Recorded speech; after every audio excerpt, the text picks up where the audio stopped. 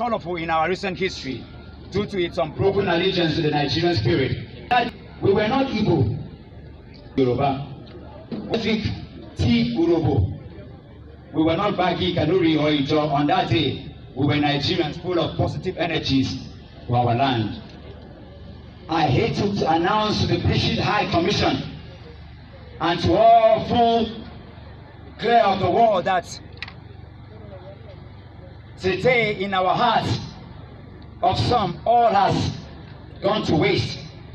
You have seen the videos of diasporans who are Nigerians who tore their passports. Some others have done same in the fabric of our identity because INEC, through Professor Yakub Mahmoud, chose to silence their voices. So I ask, what is the value of democracy if the process that recruits its leaders consistently lack the credibility? Perhaps the answer is at the International Conference Center, where Professor Mahmoud Yakubu began and sustained and concluded a coalition of and declared a candidate as winner of the presidential election based on falsehood, contravening the guidelines of the Electoral Act. It is most disturbing that this was done in the full glare of the world. Never has our democracy been so sorely abused by any citizens in their public eye or private service. Professor Mahmoud Yakubu has raised the bar of impunity that will cost our country many years of electoral excellence, to correct. This was not the electronic transmission he promised to Nigerians and the world at Chatham House, where what he has done right now is blatant, openly lie to Nigerians and abuse our right of choice. We passed a vote of no confidence on him. Yes.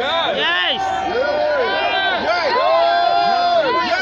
Yes. And we therefore call for his immediate sack and prosecution. Yes. Yes. Because we cannot continue and afford the culture of performance of lawlessness without consequence. Yes. We are strong as our laws and as tall as our institutions. Yes. We therefore cannot descend any lower than this.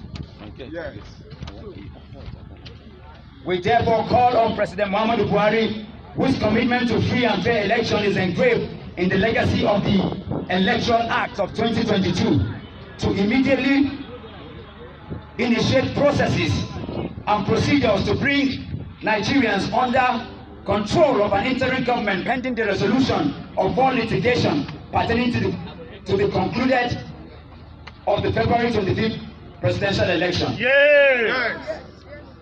We have extended this call to you because of the proven commitment of the British people and the government to justice, equity, fair play, which you demonstrate by your acknowledgement that 2023 general election failed to meet the expectation of Nigerians.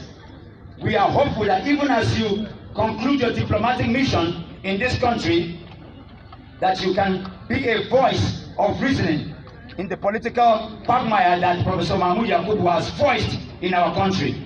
We therefore call for sanction of Professor Mahmoud Yakubu and all the electoral commissioners and other INEC officials who contributed to this illegality. Yes. Our country needs healing. Yes. It will be counterproductive to allow a fraudulent process to succeed, as fraud will eternally birth fraud. Yes. We cannot grow our democracy on falsehood and suspicion.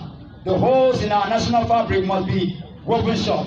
One way is to immediately establish a Truth and Reconciliation Committee in Lagos State and other flashpoints of voter intimidation and violence during the presidential, National Assembly, governorship and state election. This will help build trust, confidence, and further ethnic cooperation among Nigerians.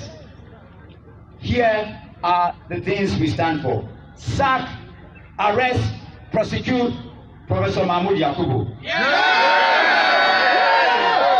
Number 2, a cancellation of the presidential election of 23 February 2023. Yes.